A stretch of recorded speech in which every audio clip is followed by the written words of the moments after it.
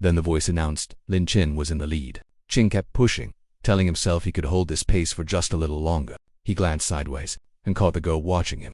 That split second of distraction cost him. A pack of runners suddenly swarmed in. Chin braced himself, already knowing exactly what was coming. They laughed, asking why he even tried so hard. They mocked him, calling him trash who couldn't handle a basic beast transformation. "What are you proving?" they asked. One by one they transformed fur claws, muscle real power. Then one lunge, Chin was slammed face first onto the track. Another stepped in, telling him he was in the way before hitting him again without hesitation. They ran past him like he didn't exist, laughing as they went. Someone joked he was probably the only student in the entire school who couldn't transform. The teacher called out, asking if Chin was okay. He barely managed to block the next blow aimed at his head. Still, the impact rattled him. He bit his tongue just to stay conscious. The girl watched in horror as blood spilled from his mouth and hit the dirt. The others saw it and laughed harder. They said he deserved it for being slow, for being in the way, for just existing. They looked down at him, asking if he wanted to fight. Chin didn't answer. He forced himself to stay calm and swallow the pride, deciding it was best to just keep his distance. Chin told the teacher he needed the infirmary. The teacher nodded, but a student behind him scoffed, saying Chin had no self-awareness and didn't realize how annoying he was. But they all agreed on one thing: sooner or later, they would make him kneel and beg. Beast transformation was everything here. It was about forming a bond with a beast to gain power beyond human limits. Everyone in school could do it except Chin. Ever since he could remember, he had tried to connect with beasts, but even getting close to one was difficult, let alone forming a real bond. And yet, he could feel something inside him power waiting. He didn't know what it was, but he believed it would finally come. A voice suddenly snapped him out of his thoughts. Chin looked up and saw the cat girl standing there. She crossed her arms, telling him he was dead last again before ordering him to hurry up and kneel. She smirked, mentioning she was second to last and that beating him was getting boring. Her beast transformation rate was a mere 1%. Garfield. Chin looked at her and asked for the milk. She blinked, surprised, asking how he knew. Chin said she always brought milk when she tried to comfort him. She narrowed her eyes, telling him to guess her next words. At the same time, they both spoke. They said she heard he got beaten again, that she'd teach those guys a lesson, then suddenly had a stomachache and would do it next time perfectly in sync. Shocked he knew, she asked if he was awakening some beast of prophecy. Chin told her to stop reading those web novels and asked what that even was. Garfield pointed out how strange it was. Chin seemed sharp at reading people, yet he still couldn't pull off a transformation. Chin replied that reading people was just how he protected himself. Garfield said she would help him out since they were buddies. She mentioned a study group that night to review the 365 methods of transformation, then invited him to the woods. Chin raised an eyebrow. Her, in a study group. He said he would rather get some extra sleep. Garfield grabbed his sleeve and begged him to come. He looked down at her trembling hand, then up at her face. Our boy knew something was wrong. She bit her lip, then suddenly burst out laughing. She said she was just kidding. No way she would reveal her secret method, that is. She turned away and waved him off, telling him to just watch her back while he tried to catch up. Chin said nothing. He just stood there, watching her walk away. That night, Garfield moved carefully through the woods, her eyes scanning the darkness around her. Two silhouettes emerged from the shadows, greeting her casually like they had been waiting. They asked why she came alone and told her to bring Chin. Garfield hesitated and then said Chin had diarrhea and couldn't make it. A loud slap cut through the silence. Her head snapped to the side. One of the men stepped closer and asked if she remembered their study trick. He explained it slowly, like she was stupid. Direct food supplementation. According to him, it improved transformation rates way more than training ever could. But now there was a problem. Chin didn't show up, which meant they had nothing to eat for their midnight snack. Garfield's eyes widened. Her body froze as the horror sank in. Then a voice suddenly rang out from the distance, shouting they were from the security department and demanding to know what was going on. The men stiffened, turning toward the sound. Garfield didn't wait. She tried to run, but in an instant a hand reached out and grabbed her. He clamped a hand over her mouth. She fought for a second but went still when she recognized him. It was Chin. He leaned in and whispered for her not to make a sound. He looked toward the men and whispered, asking if this was that study group she mentioned. Garfield's eyes welled up with tears. She couldn't wrap her head around it. Why was he actually here? Chin told Garfield they would talk about the study group later. For now they just needed to get out of there. Nearby, a phone sat on the ground, looping a fake recording of a voice claiming to be from the campus security department. One of the beastmen found it. He paused, his face twisting in anger. It was a fake. The others caught on fast. Their faces went cold as they searched the area, shouting for Garfield with pure rage. Chin stayed low in the bushes, tracking every move and waiting.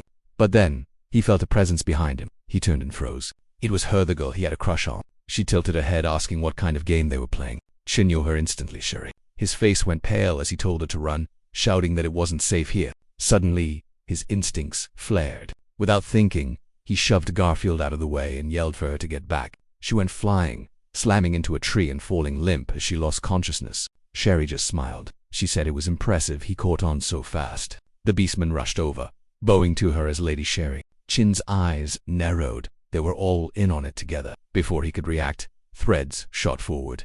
Sherry's webs wrapped around his wrists, tightening like steel cuffs. She stepped closer, calmly saying she was always planning to capture him. Chin fought back, but the silk just cut deeper into his skin. Sherry leaned in, studying him with curiosity. She said it was weird that he couldn't even shift into a beast yet, but his body had this magnetic pull she couldn't ignore. Chin ground his teeth together as the thread sliced into his flesh. Sherry's eyes lit up as she realized something. His scent. She took a light breath and smiled, saying his blood smelled sweet, ancient, and pure. Chin pulled a blade and hacked at the silk. Nothing happened. It didn't even leave a scratch on the webbing. Sherry let out a soft laugh. She said it was useless, her spider silk was stronger than steel. Then she attacked. Brutal strikes slammed into Chin's body repeatedly, each hit feeling heavier and more punishing than the one before it.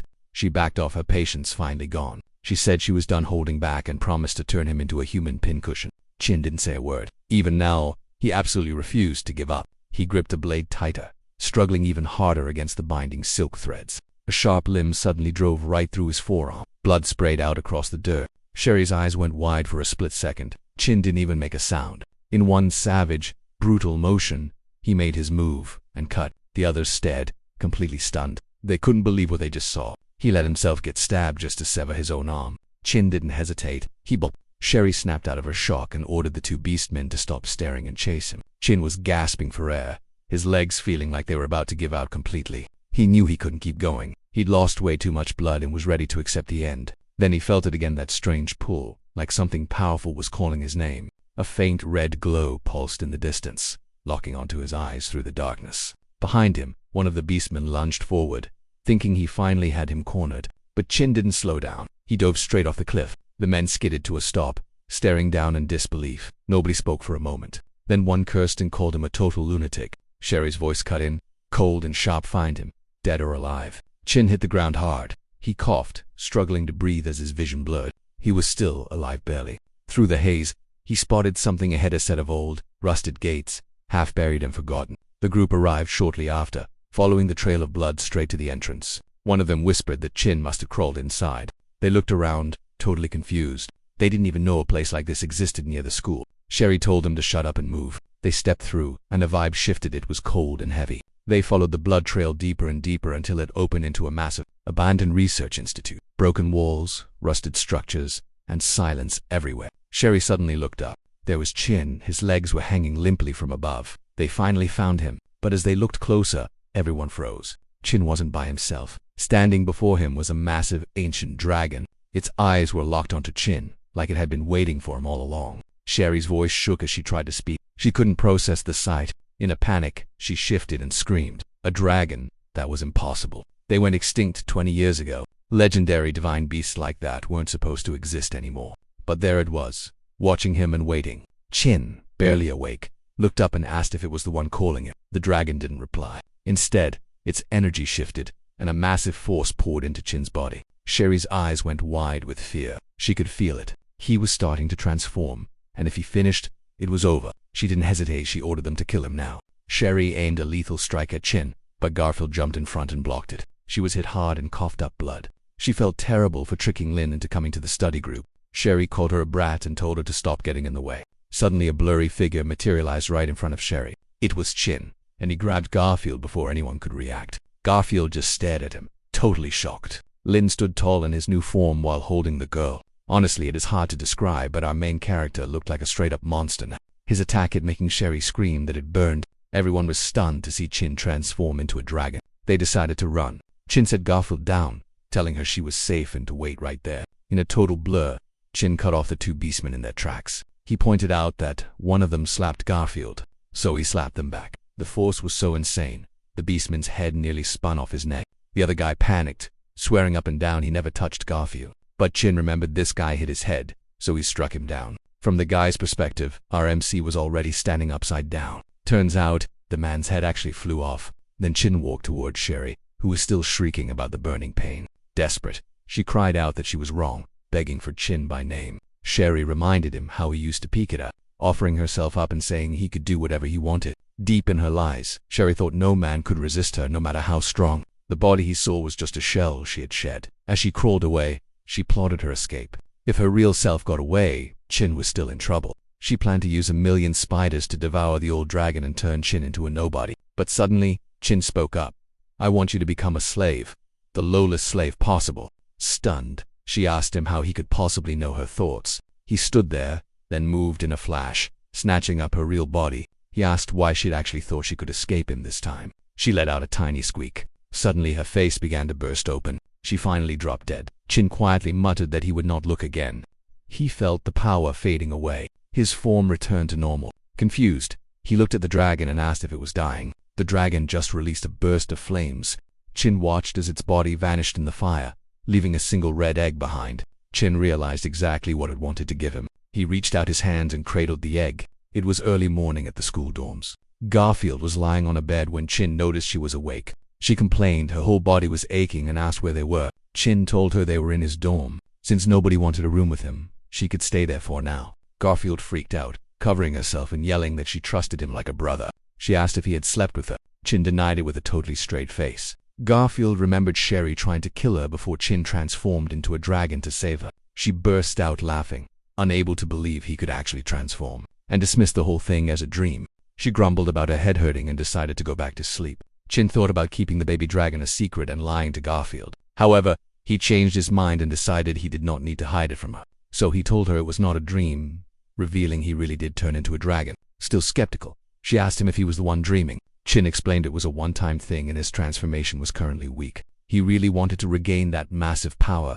He pulled out the red baby dragon and said he wanted to raise it properly. Garfield was stunned, and Chin watched her reaction very closely. Her face lit up with excitement. She gushed over how cute it was and begged to pet it. Chin noted dragons had been extinct for decades. Everyone would want it, so they had to keep it a secret until it grew stronger. Garfield said to leave it to her since they were the ultimate partners. Looking at the baby dragon, Chin felt they were like a family. Garfield teased him, asking which one of them was the dad. Chin stayed totally quiet. Then, he asked her for every single detail about the study group. Meanwhile, news broke that Cherry had been missing for 3 days. On a phone screen, desperate messages popped up checking on her. He sent 1,387 texts over the next 3 days, but she didn't reply to a single one. Sherry ditched their evening study session too. He mentioned he sang outside her dorm all night, but she never showed. He figured something terrible must have happened to her. He imagined the worst-case scenario that she found another man.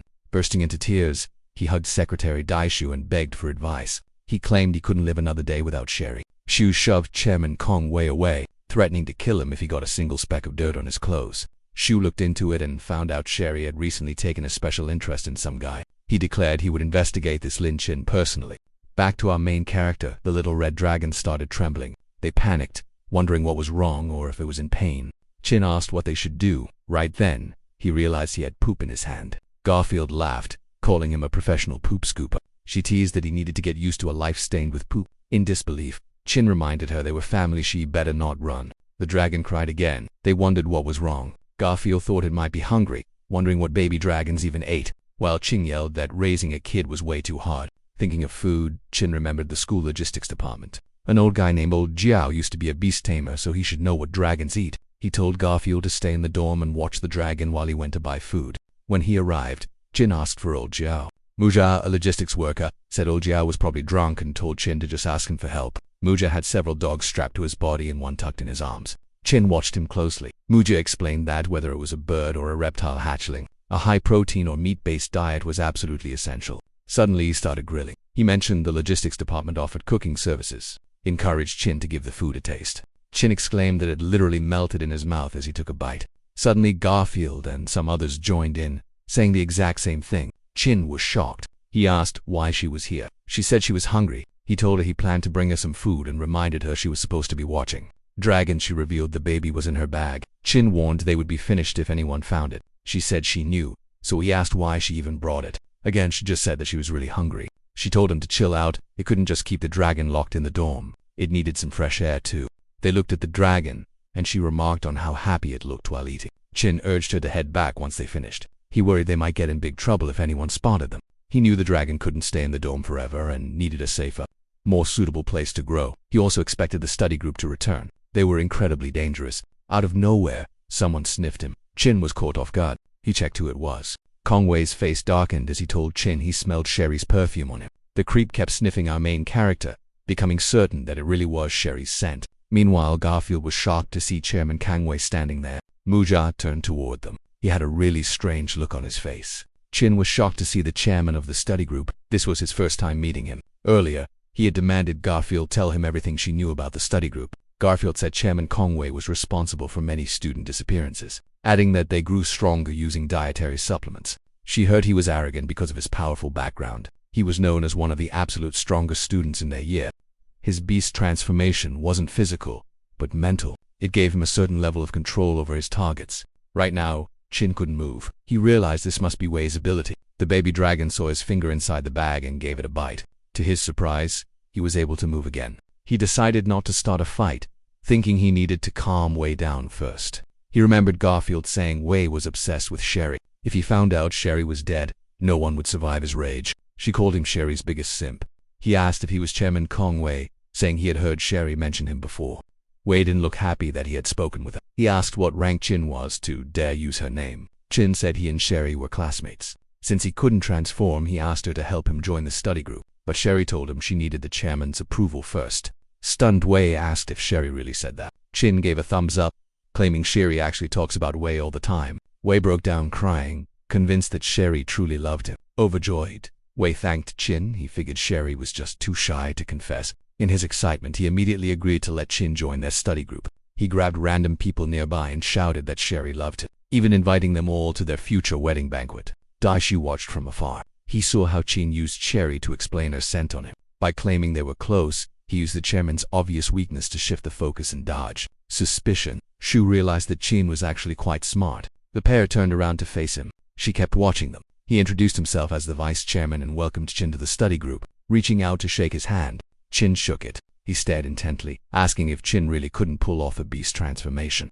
Shu tightened his grip. Chin realized Shu still suspected him. He couldn't use beast transformation powers, but the force wasn't a real threat. He decided to play along and let out a loud, pained cry. Earlier, Garfield mentioned that Wei had a deputy named Dai Shu. His beast form was a kangaroo, giving him insane arm strength. He was an annoying guy and a total jerk. A brown substance splattered right where their hands met. Shu looked down and asked what it was. Chin explained that as a poop scooper, it was normal for him to have a little mess on his hands. Then he messed with Shu, saying he got some on his cheeks, forehead, and chin. Of course, this made Shu touch those spots, smearing the filth all over his own face.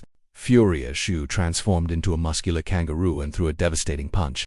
Garfield grew worried as Chin was blasted away by the hit. Shu was annoyed that some little animal dared to play him. Garfield rushed to Chin's side. She panicked seeing him cough up blood. He whispered for her to extort Shu for medical fees. Confused, she asked why he wanted money instead of a hospital, but he told her to just listen. Garfield began to wail for the crowd, shouting that he was coughing up blood. She accused Dai Shu of being cruel for hitting a poor guy who couldn't even transform, calling out the injustice. Then she brought up medical bills, saying they were just two poor kids. She had gathered quite a crowd. Shu gritted his teeth in frustration. Finally, he threw a handful of bills into the air and told them to shut up. He said to take it as medical fees and walked away while Garfield grabbed the cash. Once she got the money, she urged Chin to head to the hospital. However, he revealed he was fine. What he spat out was actually just chili sauce from a barbecue store. He needed to get money for the little dragon's food. Garfield couldn't believe it was an act. She said he should have told her because he scared her. He apologized, saying they needed her acting to fool that kangaroo. Garfield agreed she was perfect. Chin took the hit,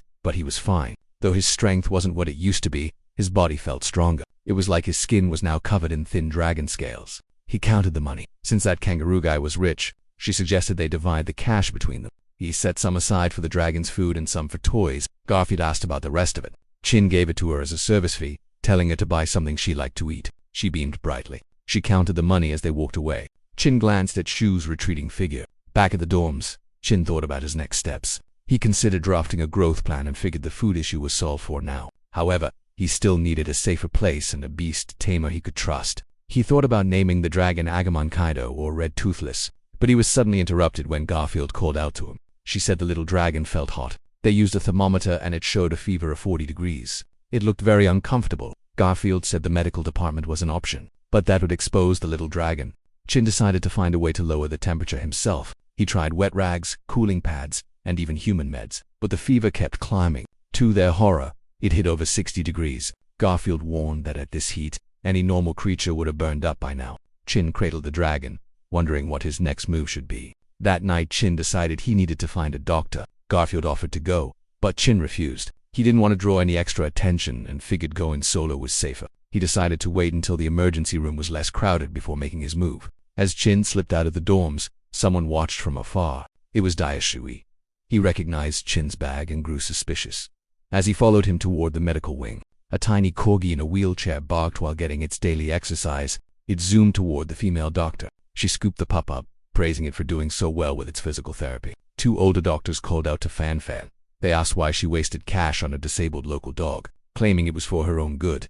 They even offered her a discount on a better breed. Fan Fan looked away, thinking that those middle-aged guys just didn't get it. They felt insulted, thinking she treated their kindness like trash. Rumor was her emotional intelligence was zero. One mentioned Fan had no friends and lost her parents young. The other just told him to stay far away from her. Meanwhile, Chin slipped inside, hiding his face with a cabin mask. Departing patients were grumbling that the doctor seemed miserable and charged way too much. They called her a total quack and even talked about filing a formal complaint against her. In her office, Fan sighed, muttering that she likely wouldn't see any patients today. Maybe she just wasn't cut out to be a doctor.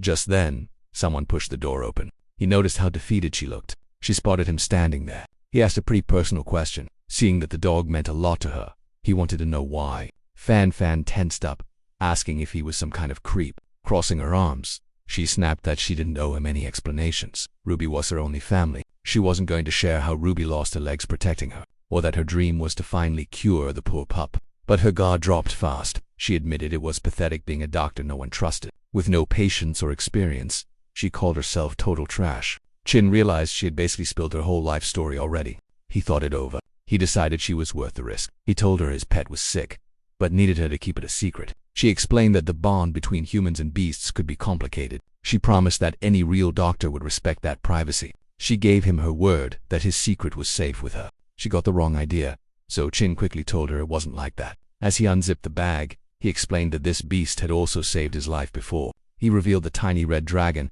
saying its fever was nearly 70 degrees. Chin pleaded with her to save the little gaita, save his friend. Fan just stood there. Her eyes went wide as she stared at the dragon in his arms. This made her reconsider. She admitted she had zero experience with dragons. They were supposedly extinct and were never even mentioned in her medical textbooks.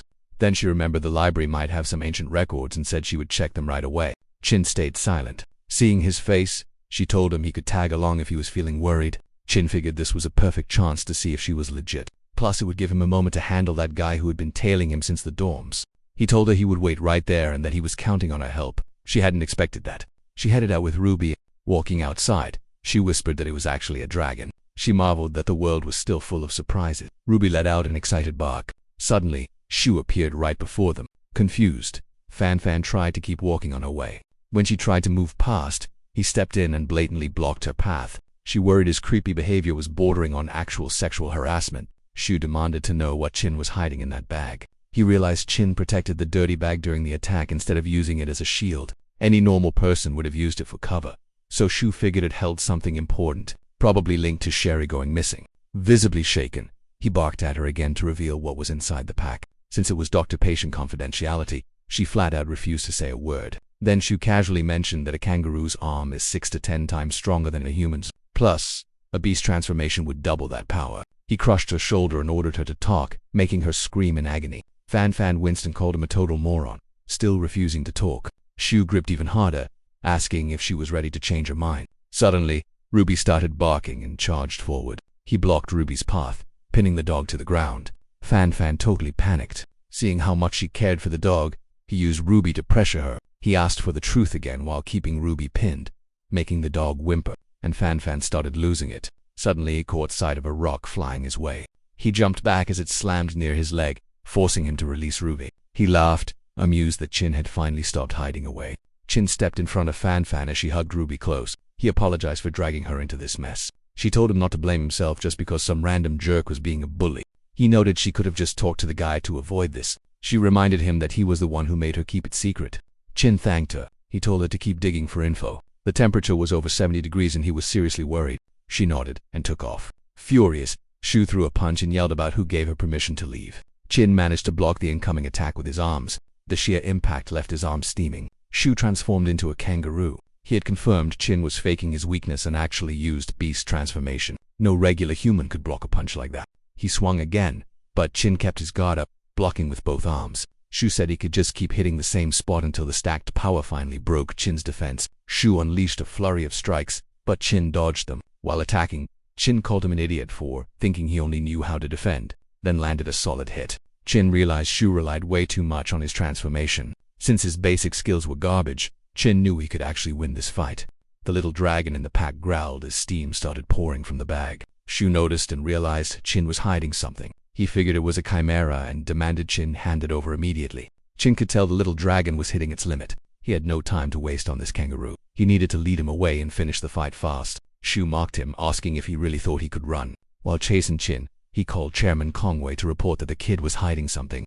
He added that it was probably a hybrid beast and Sherry was likely murdered. He planned to track Chin and told Wei to bring Dash and get there fast. Wei looked annoyed. Behind him stood a massive, dark, beast-like dog. Suddenly he spotted Muya again. He told him to get lost because he was in a rush. Muya demanded that he return Dash to him right now. It looked like the giant black dog had completely lost its mind. Back to Chin. He kept running, but then suddenly stopped. The tiny dragon looked like he was burning up. Chin could tell its fever topped 100 degrees. Even its breath felt like a blast of scorching air. Back in the reference room, Fan frantically searched the shelves. She couldn't find a single thing about dragons. She accidentally collided with a silver-haired girl wearing a black cap and mask. The girl dropped a book, and Fan tried to call out to her, but the mysterious girl just kept walking away. Fan was left standing there, totally confused. Then she saw the book had a fire-breathing dragon on the cover. Meanwhile, the steam pouring out of Chin's bag grew even thicker. Fan quickly started flipping through the pages. She realized it was actually a handwritten notebook. Finally, she found exactly what she was looking for. Back with Chin, he had a hunch about what was happening. The bag just kept getting hotter. Shu kept chasing him, yelling for him to just give up and die since he was cornered. Chin didn't say a word as he unzipped the bag. Fan read that young dragons get a sudden fever during the full moon. Their body heat can top 150 degrees as their internal glands start to develop. Just then, Shu swung his fist and screamed for Chin to die. In one quick move, Chin threw the backpack at Shu, hitting his shoulder. Shu ripped open the bag only to find it was completely empty. Suddenly, what he saw next totally confused him. A low growl echoed from a tiny red dragon perched right on Chin's shoulder. It looked absolutely ferocious. Shu's eyes reflected the pure intensity of the dragon. Then, the creature opened its mouth. Fan read that dragons have to periodically release all that massive energy built up inside them. Chin told Shu to say hello. Shu panicked and gasped. What even is that? The dragon unleashed a blast of fire that slammed into Shu. He screamed as the flames completely engulfed him. It was way too loud. Once the blast faded, the little dragon looked satisfied. Badly burned, Shu begged for his life, promising to keep the dragon a total secret. Chin replied that only the dead keep secrets. Shu argued that if he died, security would investigate and take the beast. Chin coldly stated that if that happened, he would just kill them all. Outside the medical department, Fan looked for Chin until he finally walked up to her. She told him everything she discovered, but Chin just said the fever had already gone down. Fan collapsed in total relief. She sighed that it was great news. Chin told her Shu wouldn't cause her any more trouble, but the main problem wasn't solved. He planned to use this time to prepare. After thanking her, he asked if she would be the dragon's private doctor. She was stunned, but she refused, believing she wasn't trusted or even qualified to treat a legendary creature like a dragon. Chin told her she was the best doctor he had ever seen. Fan stared at him, wide-eyed and totally stunned. Then she mentioned finding something in the reference room. A girl had dropped it, and since she couldn't catch her, she brought it for him. Chin was surprised to find it was a handwritten notebook all about raising dragons. He looked closely at the cover drawing and noticed 3 petal marks at the very bottom. Meanwhile, Muja was lying on the ground. Wei kept demanding that he hand Dash back. Wei complained about commoners being annoying. He claimed the beast was always his dog and ordered Dash to eat Mai right then and there. Dash lunged toward Mai, opening its massive jaws. Right then, old Zhao from logistics arrived, looking totally wasted. He called out to Chairman Wei, begging him to spare the boy's skeep life as a favor, since commoners just don't know any better. Mai was stunned. Next morning, Fan warned that the dragon was growing fast and the study group was hunting for Chinny couldn't stay in the dorms anymore, so she offered a secret spot and led the way. Garfield was super hyped about it. They reached Fan's so-called secret base, which turned out to be an abandoned old campus. On the overgrown campus, Garfield mentioned the whole study group was looking for Chin. She suggested raising the dragon out here first, then coming back later to get his revenge. Chin disagreed, explaining that the school provided the medical and logistics support the dragon might need. He argued the outside world was far too dangerous while trying to protect a baby dragon. More importantly, his main target was still inside the school. He added that both he and the dragon needed real combat to level up. Since this spot was far from the main campus, it was actually the perfect place to hide. He stepped inside and cracked a window in the old classroom. The thick dust made him cough, leaving him wondering exactly how many years this place had been empty. He looked at the little dragon and told it they had a ton of cleaning to do, asking the little guy if he was ready. But the dragon just messed around. He decided to let it go as long as the little guy was happy. It was finally time for them to get to work. He grabbed the mop, and the little dragon hitched a ride while he scrubbed the floor at top speed. Before long, the two of them were happily playing hide-and-seek together. Then he cheered, shouting that they were number one. Garfield and Fan showed up with supplies. Garfield announced their return while Fan asked how the cleaning was coming along. They took one look at the messy classroom and realized they'd have to help clean up. Chin suggested letting the little dragon and Ruby go play outside for a bit. Then, he asked if anyone had followed them. Garfield brushed it off instantly, saying that was impossible since she was the absolute king of stealth. After cleaning, it was finally time to eat. Garfield proudly served the meal she'd made, calling herself the queen of cooking. She took a single bite and immediately gagged at how terrible it tasted. She went about spending the whole afternoon making it. But Fan told her there better not be a next time. Chin told her it wasn't actually that bad and claimed there was a sweet aftertaste if he chewed carefully. This really made her perk up. She tried another bite, but it was still gross. He told her she just had to chew 49 times. Garfield snapped that she didn't need pity and would finish it herself. Chin told her to save some for him, since the dragon liked it too. Fan watched them interact with a blank stare, wondering if they were just trying to show off how close they were. She looked down at Ruby and jokingly suggested that they should just get rid of those two. Meanwhile, at Chin's dorm, a student rushed in to tell Wei there was still no news about Sh. He added that Chin had been missing and skipping class for 2 weeks straight. Wei lamented that the woman he loved most was taken from him. He added that his most trusted ally was gone, too, and he wanted revenge in the name of love. Then, he asked Teacher Bao for permission. The teacher was busy doodling monsters in his notebook. He asked if Wei was certain Chin was hiding a hybrid beast. Wei said yes, insisting that Daishu would never lie. A creepy smile spread across Teacher Bao's face, and he told Wei to do his absolute best to find it.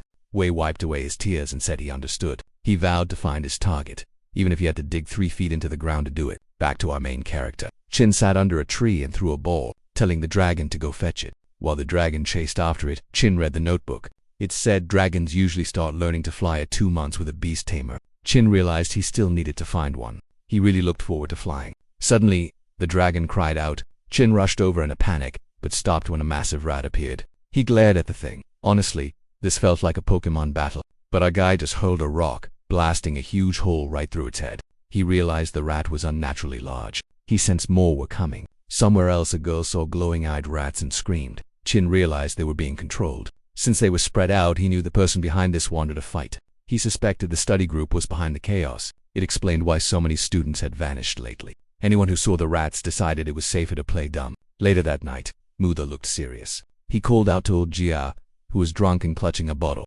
Old Jiao asked where he was going now. He reminded him that last time, he had to swallow his pride just to save him. He raised him to live his life, not to watch him throw it away. Mutha shouted that he had to get Dash back. Old Jiao snapped that it was just a beast.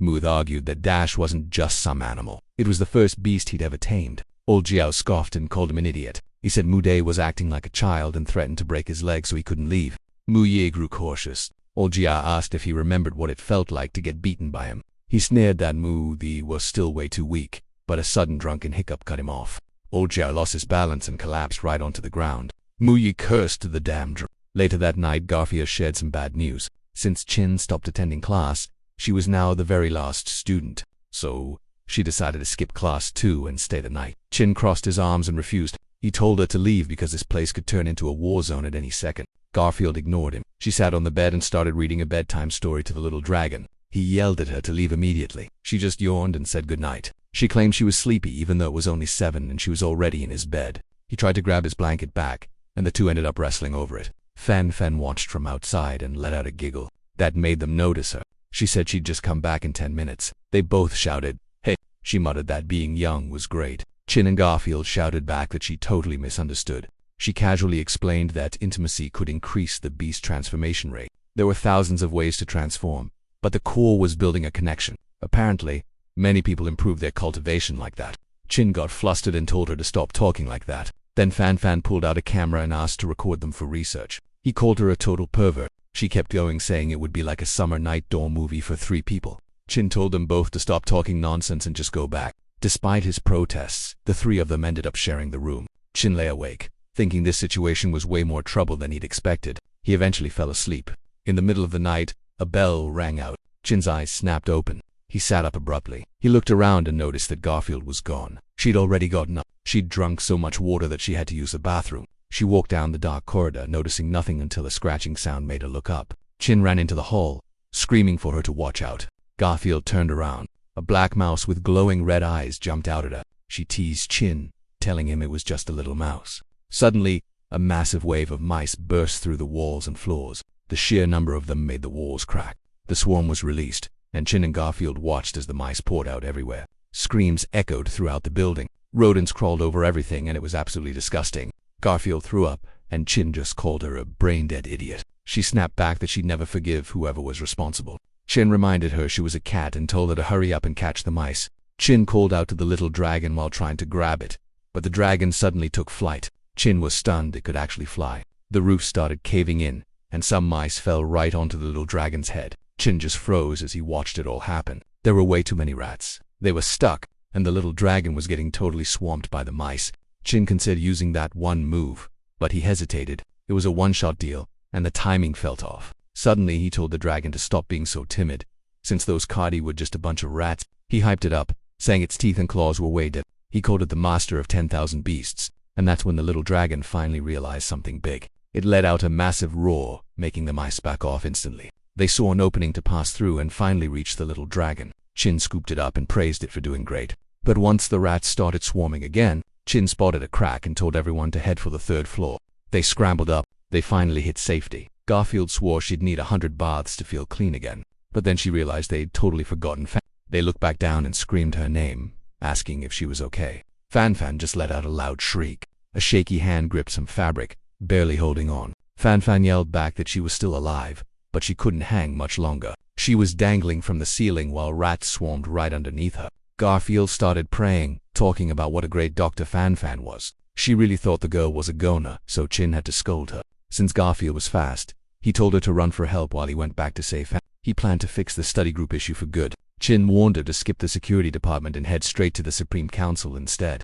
Looking determined, Garfield declared she was doing this for the little dragon. She leaped right out the window. She moved through the trees. Since Garfield wasn't the main target, Chin knew she'd be safe once she cleared the area. He told the little dragon to rest up and leave the rest to him. It had done enough for one night. The floor below was packed with rats, so he wondered how he'd reach Fan. He just had to go down and take it one step at a time. Chin sprinted down the long, dark hallway. Suddenly, something moved fast. It was Dash.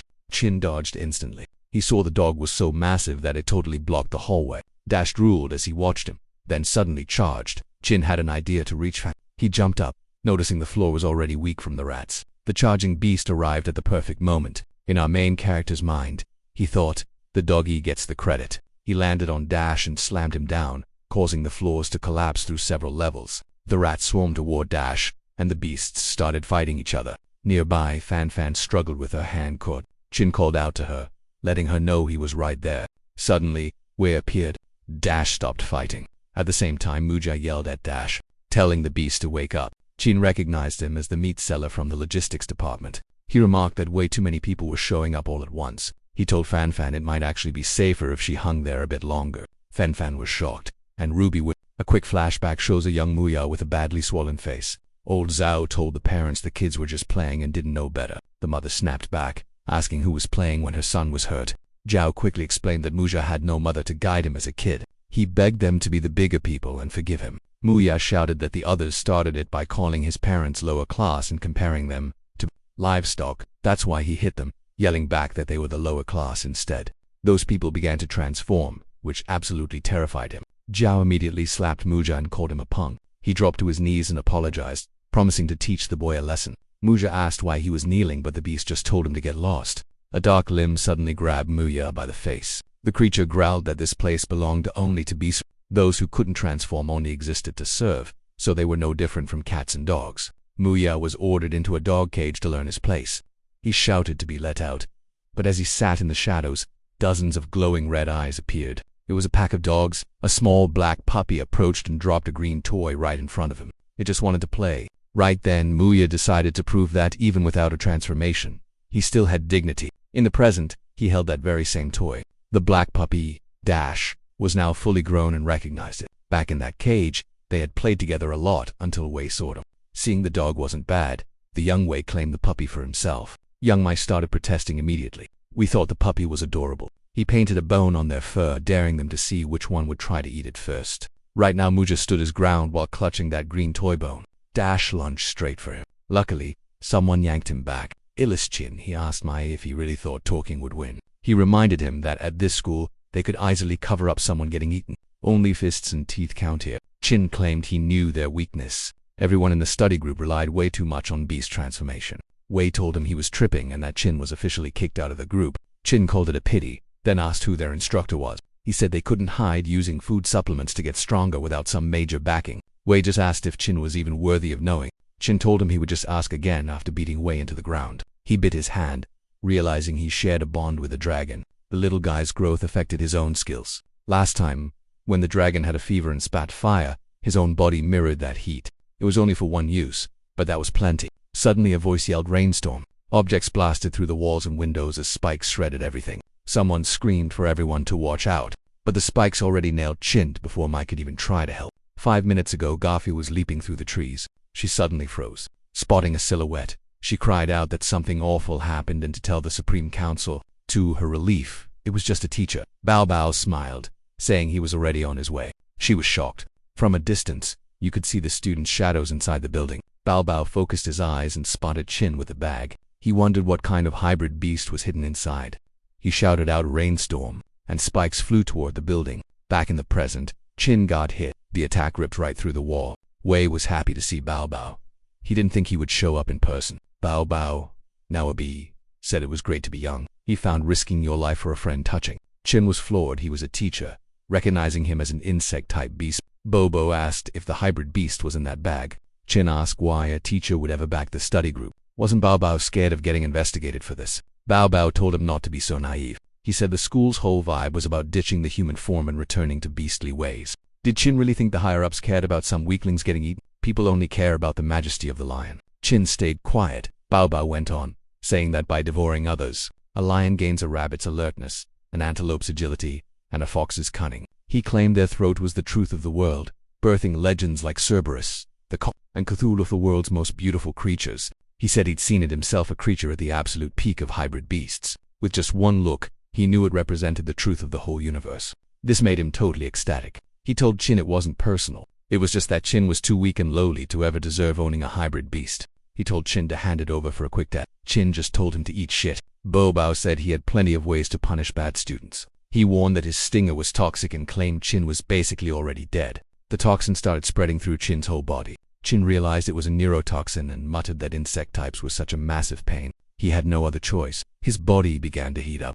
Bao Bao noticed the changes. Our boy is finally starting to transform. Moya yelled that he was burning. Fan Fan was shocked to see the toxin breaking down under that high temperature. Wei warned him not to try transforming and told Dash to tear him apart immediately. Dash lunged with a roar, but Chin's arms burst into flames as he forced the dog's mouth open. The hound froze. He apologized to the dog while activating Dragon Flame mode and lifting him up. His body's cells were hitting overdrive from the Dragon Flame. He estimated his physical power had jumped dozens of times, but he could only hold this form briefly. He slammed Dash into the dirt. Everyone watched in shock. Chin saw he had 45 seconds left. He told Mo he was on his own and had to handle things. Mo just nodded. Without wasting a second, Chin lunged straight at Bo Bao. The rat swarm surged forward at Wei's command, but Mui slashed right through them. Fan Fan explained that real transformation needs a bond, but Wei just used fear to control them. She knew if his focus broke, the dog would wake up. She shouted that Chin was right and Mui should attack Wei directly because the guy was actually weak.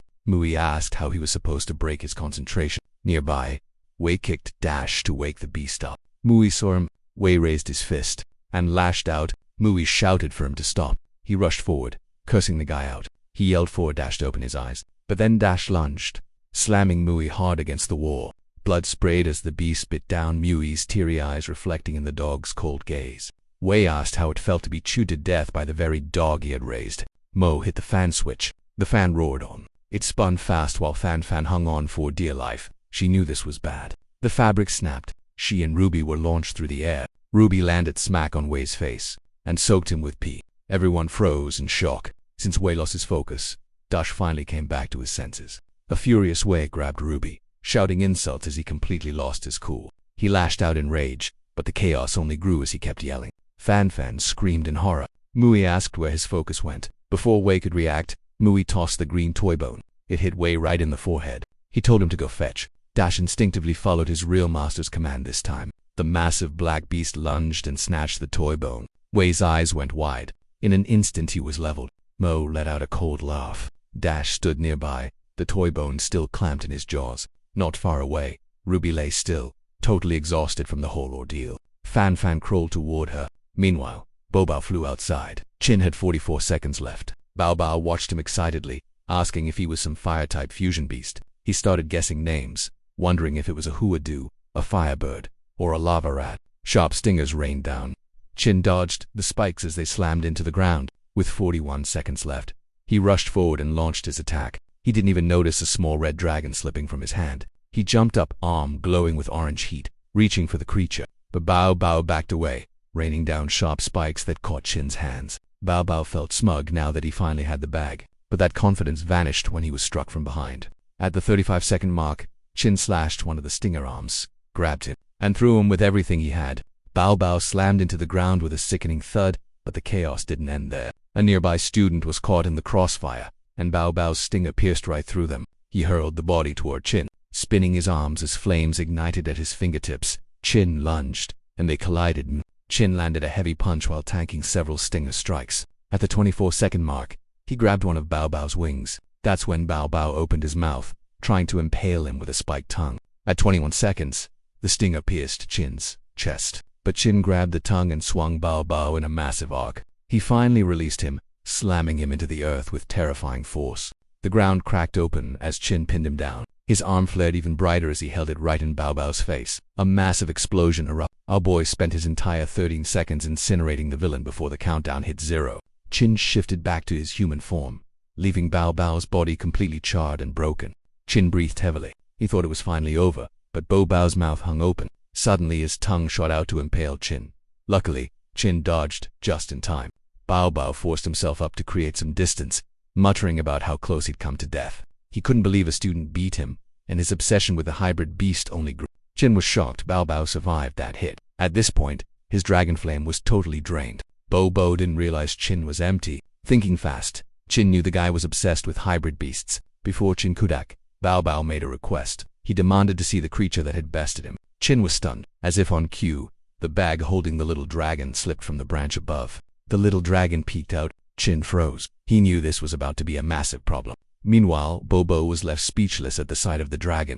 Bao asked what it was, trembling as he realized he was looking at a dragon. It stood at the apex of all beasts, one of the 4 symbols on par with the legendary Shuangmu. Then he corrected himself, saying this was something even nobler. He screamed in awe, recognizing the creature as a young dragon that had just recently hatched. He dropped to his knees, whispering about how wonderful it was. Chin asked if he had any final words. Bao begged to touch the dragon, saying he'd be willing to die right after. Of course, Chin had 0 reason to believe him. Bao opened his mouth wide, revealing his long tongue, his literal lifeline. He explained he was a parasitic wasp, and all his power came from this mouth part. If it were destroyed, he'd die. He offered it up, ready to submit completely to the dragon. Chin didn't hesitate to grab it. Bao screamed in agony, and Chin realized he wasn't lying. He really could kill him now. Chin frowned slightly because the whole thing was disgusting. He told Bao he couldn't grant his dying wish just yet. He asked if he'd killed a cat girl earlier. Bao quickly denied it, saying she was too weak to even matter, so he'd only knocked her out. Turns out he was telling the truth. Chin hadn't expected that, so he demanded to be taken to her immediately. Back on the old campus, Fan kept calling for Ruby. The trouble at the old campus lasted less than 15 minutes, just as Chin hoped. There was no massive commotion, and Garfield was safe. Her weakness actually helped her escape the disaster. Chin decided to take a risk with Bao. If a teacher died, it would draw too much heat and expose the dragon. Plus, Bao was willing to take the fall for the deaths caused by Wei's group. He'd report everything to the higher-ups, while keeping the dragon a secret. They reached an agreement, and 3 days later, the group arrived at the medical facility. Fan greeted them. Chin immediately asked how Ruby was doing. Ruby lay on a bed, hooked up to several machines. Fan Fan said she wasn't out of danger yet, kept alive only by the machines. Ruby needed better treatment, but the school wouldn't ask the research institute for help with an ordinary dog. Still, she believed Ruby would survive, because she was going to save her no matter what. The three of them fell silent. Their visit finally came to an end. Garfield asked if there was really nothing they could do to help. Chin turned and asked to borrow some money, promising he would pay them back later. He looked down at his hand and saw only 2 small coins. He was totally broke. Even so, he went to the desk and asked the nurse to add it to Ruby's bill. The nurse just stared at the tiny amount. Chin realized everyone was broke, and Fan Fan probably wasn't doing much better. He knew Ruby's treatment and raising a dragon were both incredibly expensive. He had to find a way to make more money. Chin left the little dragon with Garfield for an hour, and she asked where he was going. But he didn't answer and just left. He took the elevator down. The doors opened to a dim basement where a woman welcomed him. Other doctors were inside, monitoring vital signs. He told them he was ready. A voice ordered them to begin the blood transfusion immediately. Chin lay on the table as tubes were connected to his arms. He said he'd gained some confidence and was going to become the strongest. As the transfusion began, he softly called out for his dad. Later, the group hit a secluded training spot. The mountain blocked any prying eyes, making the clearing perfect. Those stone walls provided great cover. Plus, there was a water escape route. They all agreed the place Bao Bao gave him was a solid choice. Garfield acted like a total saint, but Chin just muttered that he was a pervert. Moi looked around and remarked that the school was absolutely massive. Turning to Chin, he promised to repay him for the rescue. He vowed to use all his knowledge to train Chin's pet beast. Then, he asked what kind of creature it actually was. The little dragon showed itself, and of course, Mudha was completely stunned. He pulled himself together and said he wouldn't treat it any differently just because it was a dragon. Hilariously, he changed into a ringleader outfit. Chin yelled that the costume was totally unnecessary. Mudha ignored the comment and asked Chin if he wanted to train its flying. He'd heard the dragon only flew that night due to an emergency, so it had not mastered the skill yet. Most creatures naturally avoid flying because it burns through stamina and requires serious patience to learn. Before that, he suggested Chin build a basic bond with the dragon. The first goal, getting the little dragon to actually respond to Chin's whistle. When Chin asked how, Mudha told him to use a specific whistle rhythm every single time he fed it. With enough practice, the dragon would respond even without food. Then it would slowly increase the distance from 100 meters to 300, 500, and eventually 1,000 meters. Chin started whistling and ran into the woods. Mudha shouted for him to go even farther.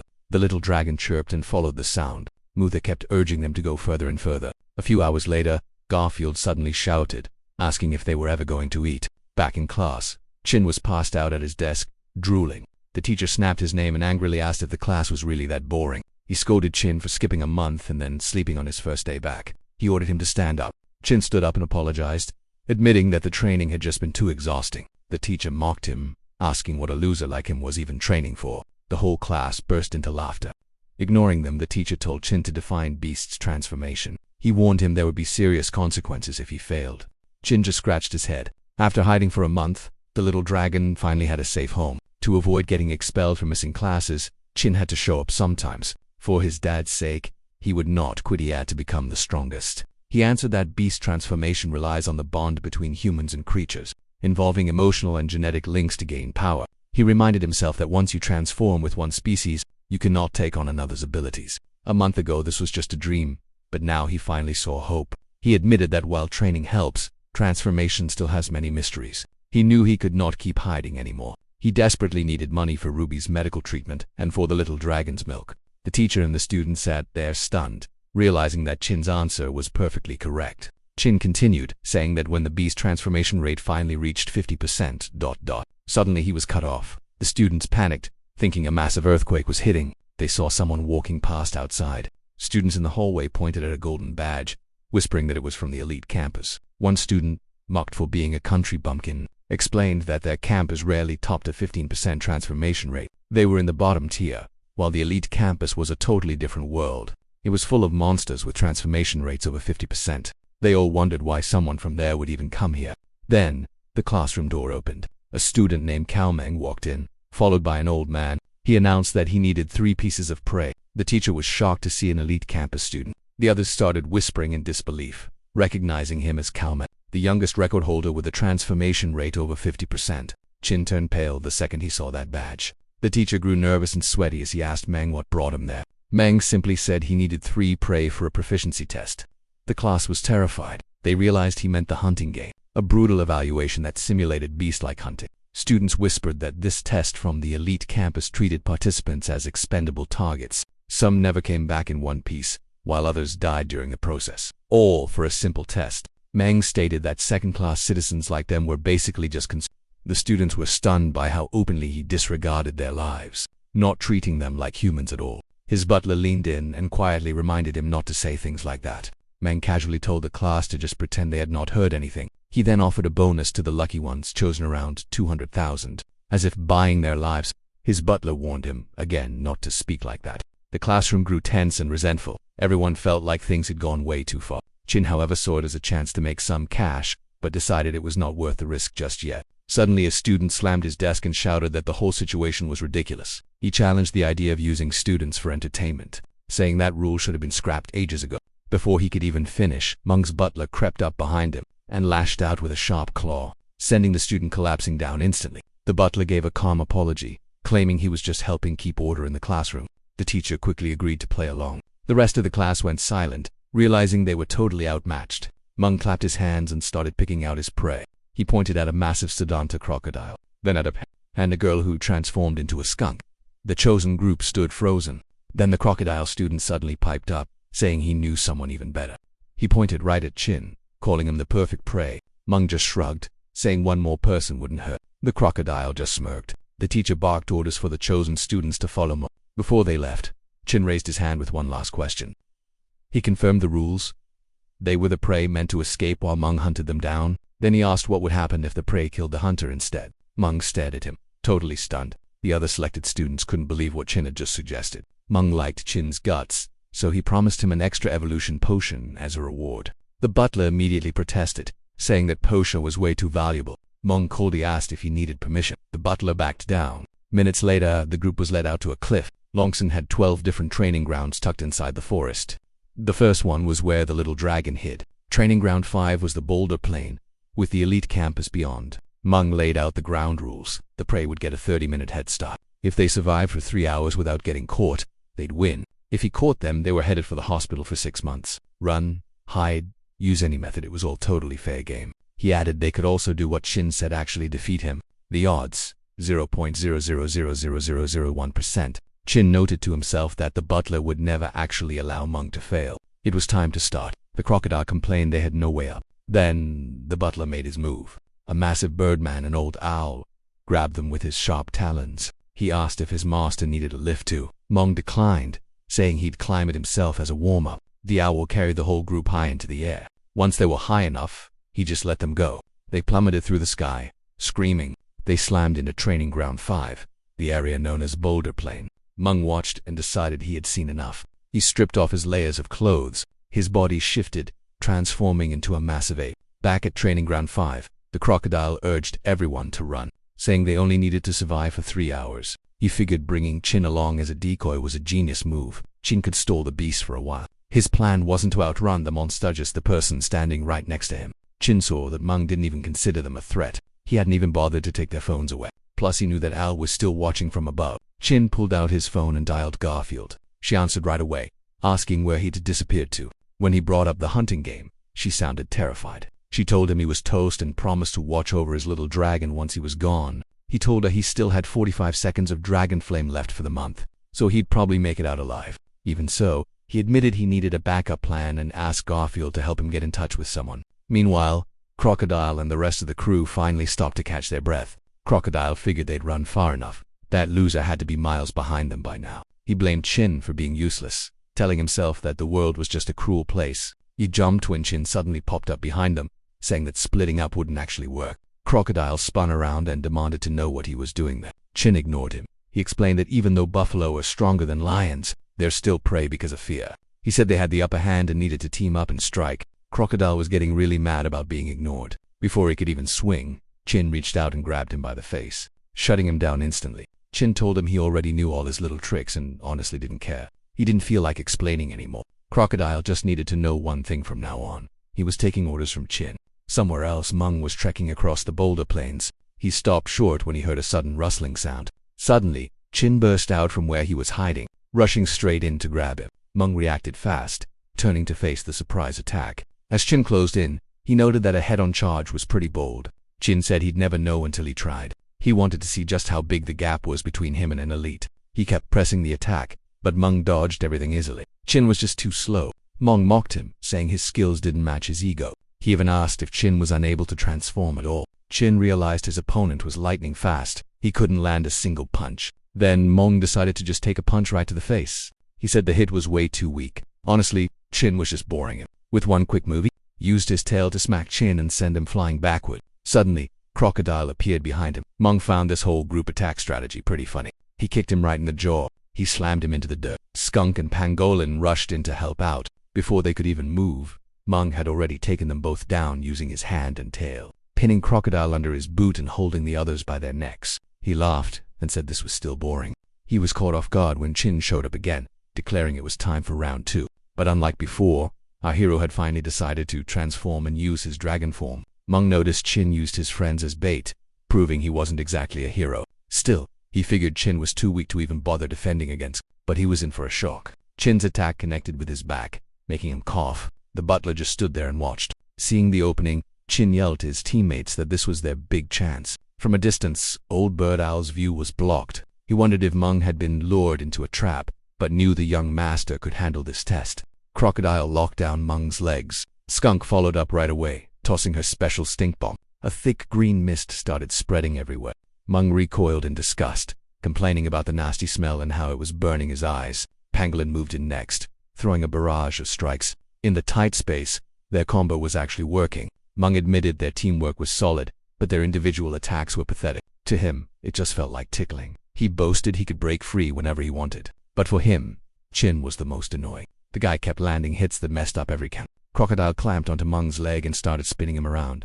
Meng screamed out in absolute pain. He was stunned. Dust and smoke choked the air as chaos erupted everywhere. Suddenly, Meng let out one sharp whistle. Crocodile, Skunk, and Pangolin really thought they had this one. But Chin felt something was wrong. 2 silhouettes loomed above them. A massive ape holding a spear and shield appeared, slamming Crocodile with a punch so heavy it cracked the earth. The rest were hammered by a second ape. Chin was totally shocked. The ape stood tall in front of Meng, shielding him. Chin felt a rush. Meng had battle pets too, and there were 2 of them. This was finally starting to get interesting. Meng claimed this was just a small test. He hadn't planned on being ruthless, but he changed his mind. Now, he was going to kill them all. The massive apes lunged from both sides, closing the gap on Chin.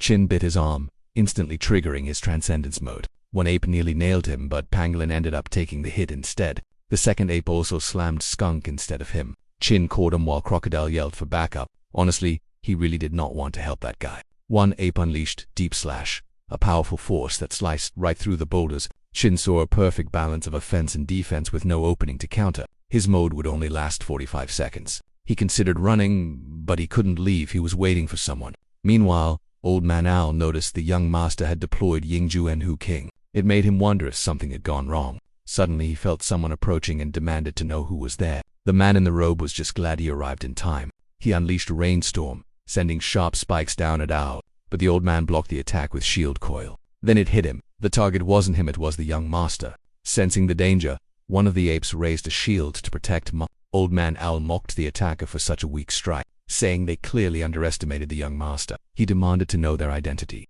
The hooded figure said their mission was just to create an opening. Now that it was done, leaving was the best choice. He admitted he could only do so much for the sake of the little dragon. By the way, this hooded figure is Bao Bao, the professor from before. Chin knew they had made it, but he only had a split second to act. He told them to cause as much chaos as possible and lure those 2 apes away. He ordered them to spark as much chaos as possible and asked if they could hold on. Pangolin replied that he was actually pretty excited. He charged forward and unleashed his rolling ground dragon technique. Dust choked the air. Meng yelled that they shouldn't think they could beat him. Skunk paused for a second, then promised to give it everything she had. Chin hoisted her onto his back and they zoomed off. The ape tried to land a hit, but Chin moved fast and dodged every single strike. She was stunned by his speed. Meng saw him coming. He was shocked that Chin managed to slip past Ho Ching's front attack. Dust and smoke swirled around them. His back was the target, but one of the apes blocked Chin with its massive shield. Chin groaned from the heavy impact. Meng laughed, saying he was 10,000 years too early to break Huo King's absolute defense. Then he frowned, noticing someone in the sky. Skunk was falling. She shouted that she was going to give it everything she had. She landed on him and pulled him into a kiss. This was her chance to use special blend language.